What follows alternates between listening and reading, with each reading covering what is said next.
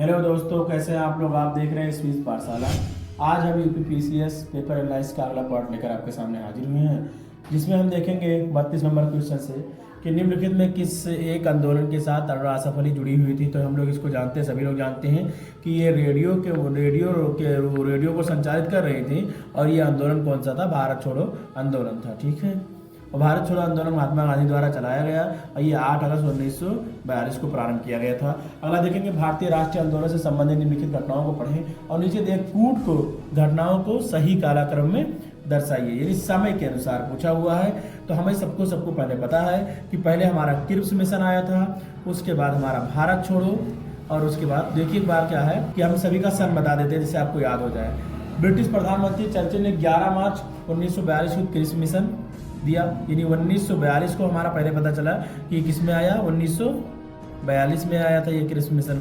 उसके बाद हमारा देखेंगे दूसरा हमारा है 8 अगस्त 1942 को ये क्या आया था, भारत छोड़ो आंदोलन का प्रस्ताव हुआ था। ये तो क्या है, ये भी 1942 ही है, लेकिन क्या है ये 11 मार्च का है और ये 8 अगस्त का हो जाएगा। ठीक है, अगला जो हमारा हो जाएगा 14 जून 1945 को लॉर्ड बेबेल योजना।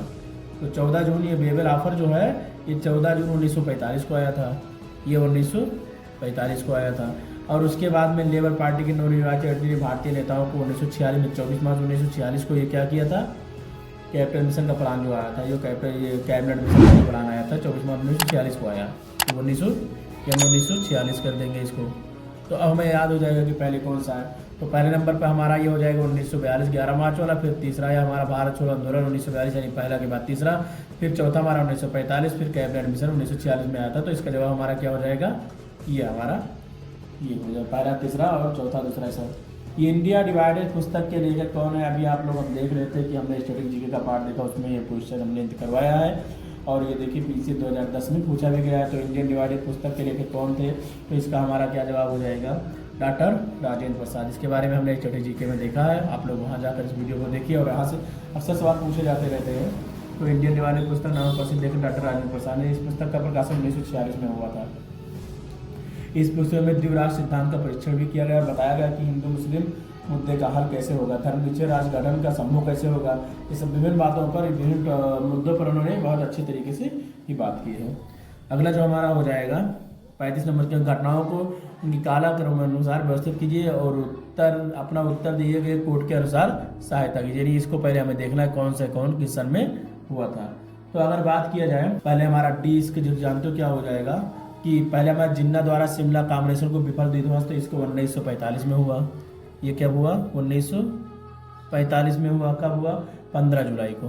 ये 15 जुलाई को हमारा क्या हुआ था, 1945 को जिन्ना द्वारा शिमला कॉन्फ्रेंस को, ये कॉन्फ्रेंस जो हुआ था इसको विफल कर दिया गया था।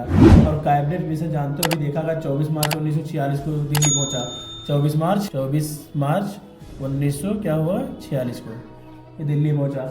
उसके बाद मुस्लिम लीग द्वारा प्रत्यक्ष कार्रवाई दिवस, सीधी कार्रवाई 16 अगस्त 1946 को प्रारंभ किया, मुस्लिम 16 अगस्त को। ठीक है, अगस्त को हुई 1946 में एक प्रत्यक्ष कार्रवाई दिवस मनाया गया।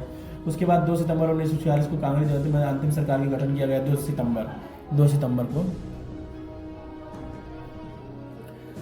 1946 को कांग्रेस ने क्या किया था, प्रत्यक्ष कार्रवाई दिवस मनाया था। तो इसका हम जवाब देख लेंगे कौन सा सही हो जाएगा।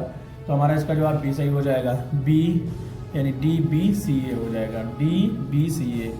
तो इसमें देखेंगे पहले जिन्ना द्वारा शिमला कॉन्फ्रेंस की विफल हुई, फिर उसके बाद में क्या हुआ, कैबिनेट मिशन का पहुंचना भारत में पहुंचा था। फिर उसके बाद में हमारा क्या हुआ, मुस्लिम लीग द्वारा सीधी कार्रवाई हुई 16 अगस्त 1946 को, फिर अंतरिम सरकार की गठन किया गया। उसके बाद में निम्नलिखित में कौन सुमेलित नहीं है, इसको हमें इंपॉर्टेंट हमारा ये क्वेश्चन हो जाएगा। तो निम्नलिखित में कौन सुमेलित नहीं है, तो हमारा के अजीत जो है the man who divided India, ये हमारा सुमेलित नहीं। बाकी Larry Collins and Dominique Lapierre freedom ये माइट इनका सही है।